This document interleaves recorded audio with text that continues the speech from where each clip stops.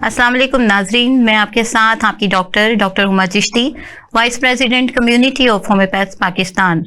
नाजरीन, आज का टॉपिक बहुत ही इंटरेस्टिंग टॉपिक है और ये बहुत ही ज़्यादा इम्पॉर्टेंट भी है और सभी के लिए दिलचस्पी का बायस भी है। आज के दौर में जिस दौर से हम गुजर रहे हैं, बहुत ही ज़्यादा अफरा तफरी का हसल एंड बसल है लाइफ में और सेडेंटरी लाइफ इसके बावजूद सभी गुजार रहे हैं, यानी कि एक्टिविटी ना होने के बराबर है। हम बात करेंगे आज स्लिम एंड स्मार्ट होने पे कि कैसे अपने आप को स्मार्ट रख सकते हैं हम और ओबेसिटी से बच सकते हैं, यानी मोटापे से कैसे बचा जा सकता है। ये वो टॉपिक है जो कि बहुत ज़्यादा करंट टॉपिक है और बहुत ज़्यादा इश्यूज़ ये देखने में आते हैं। एक अंदाजे के मुताबिक पूरी दुनिया में 2 करोड़ के मुताबिक लोग जो हैं वो बाकायदा तौर पे मोटापे का शिकार हैं। आज हम इसी हवाले से बात करेंगे और इस हवाले से ये बात करेंगे कि कौन सी वो मेजरमेंट्स हैं, कौन सी वो डाइट है जिसे अपनाकर हम स्मार्ट रह सकते हैं और हेल्दी रह सकते हैं और मोटापे से बच सकते हैं। इसके लिए हमारे साथ आज हमारे पैनल में मौजूद हैं डॉक्टर फातिमा अली और ये होम्यो एक्सपर्ट हैं, मेंबर COH पाकिस्तान हैं।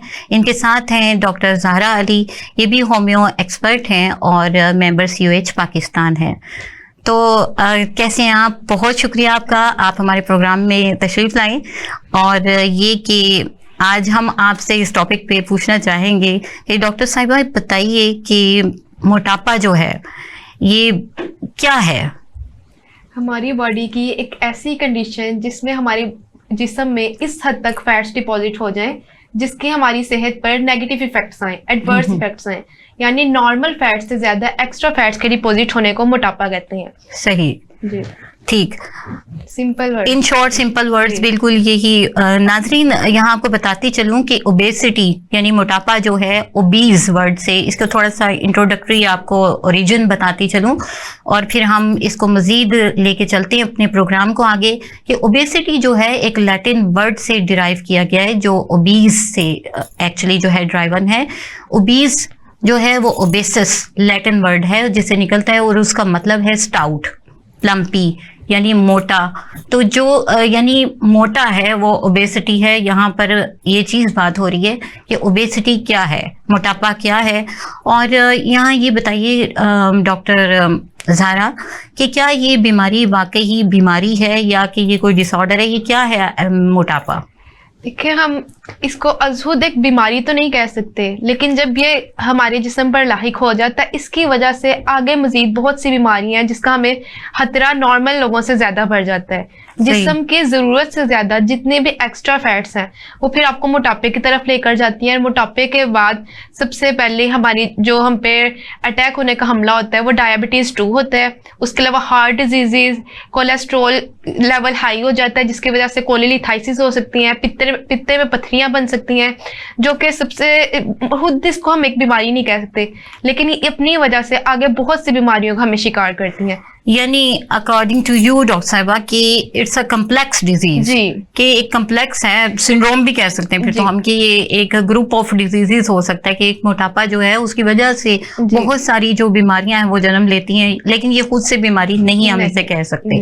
एक डिसऑर्डर है, हेल्थ के लिए एक नेगेटिव इशू है, बल्कि वो कॉस्मेटिक इश्यूज तक बन जाते हैं इस हवाले से। जैसा कि नाजरीन आपने सुना होगा कि इतना ज्यादा जब मोटापा हो जाता है तो लोग लाइपोसक्शन करवाते हैं और लिपिड्स को जो है वो रिमूव करवा देते हैं।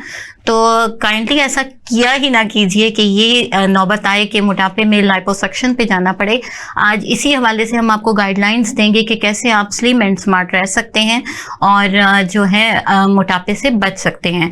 मज़ीद इसके ऊपर हम बात करेंगे और इस हवाले से आप डॉक्टर फातिमा हमें बताइएगा, क्या ओवरवेट होना भी जो है वो ओबेसिटी अलग चीज़ है, ओवरवेट होना अलग चीज़ है क्या, या एक ही चीज़ है ये? बेसिकली ओवरवेट और ओबेसिटी में थोड़ा सा डिफरेंस आ जाता है। ओवरवेट में सिर्फ हमारी बॉडी में फैट डिपॉजिट्स होते हैं जो कि डिकम्पोज नहीं हो पाते हैं, लेकिन जब ओबेसिटी में पेशेंट जाता है तो वो कम्प्लेक्स डिजीज का शिकार होता है।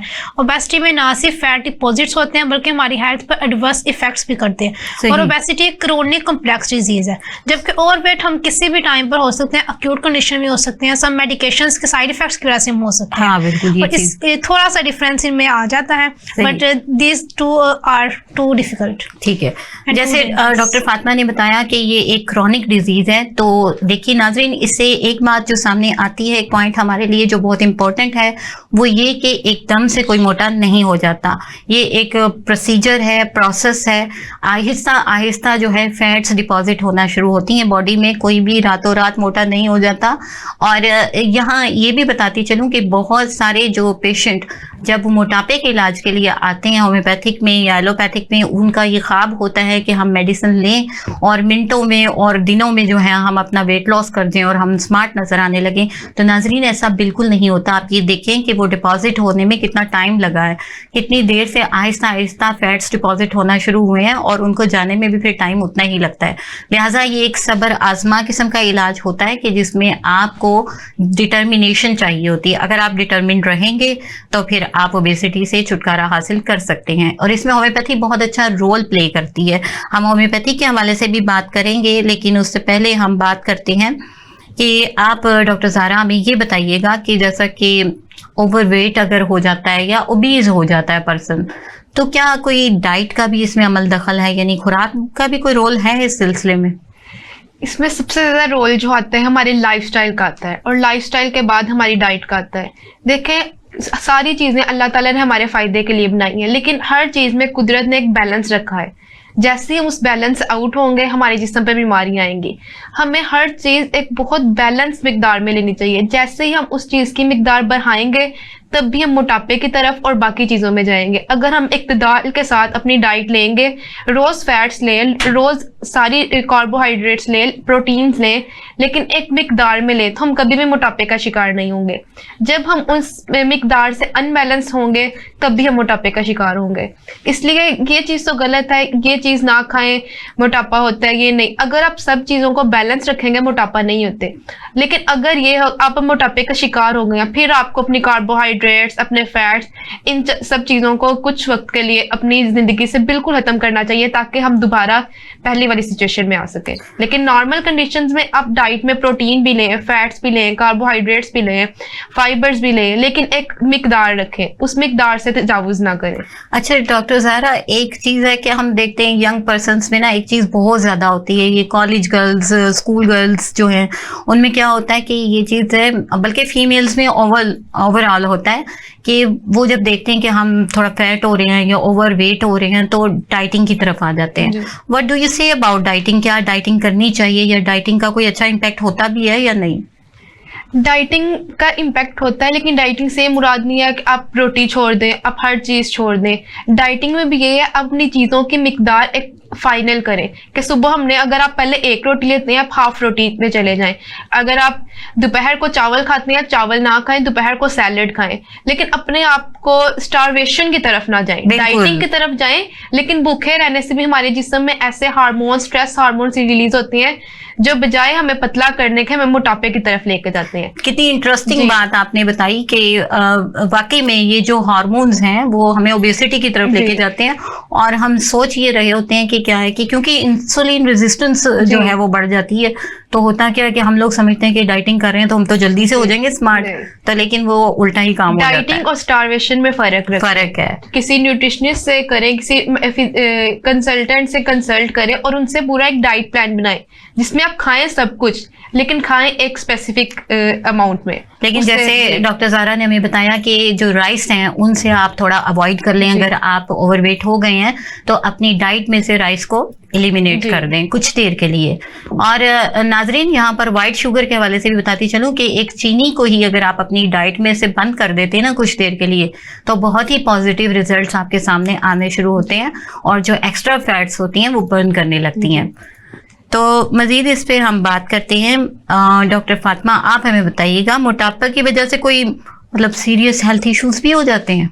जी, बेसिकली मोटापा एक रूट काज है बहुत सी बीमारियों का। जैसे ही हमारे ऊपर मोटापे का शिकार होगा, हम उसके बाद डायबिटीज में जा सकते हैं, हाइपरटेंशन में जा सकते हैं, स्ट्रेस, डिप्रेशन, जो खुद इतनी बड़ी है बीमारियां। इवन लिपिड प्रोफाइल हमारे बहुत ज्यादा हाई हो जाएंगे, यूरिक एसिड का मसला यहाँ पर आ जाता है। इवन इस कदर ये कोरोनरी हार्ट डिजीज में जा सकता है कि हमें स्ट्रोक का सामना करना पड़ सकता है, और ये बहुत ही खतरनाक किस्म की चीज है ओबेसिटी, और ओबेसिटी से जरूर बचना चाहिए।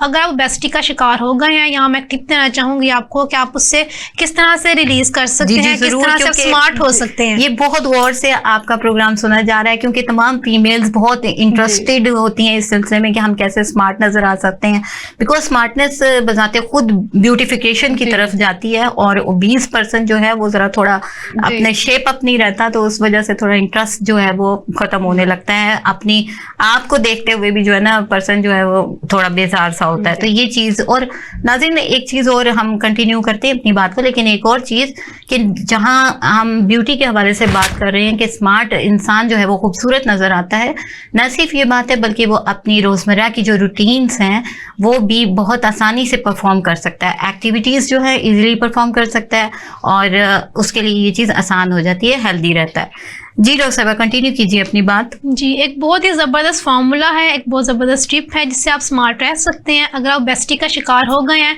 आप सब कुछ खाएं लेकिन सिर्फ अपनी ज़िंदगी से चाय को निकाल दीजिए। चाय से चीनी, चावल, चॉकलेट और चाय, कुछ टाइम के लिए इस चाय को आप अपनी ज़िंदगी से बिल्कुल ख़त्म कर दीजिए, आप दोबारा से अपनी शेप में नॉर्मल में आ जाएंगे। ठीक हो गया। अच्छा, सही।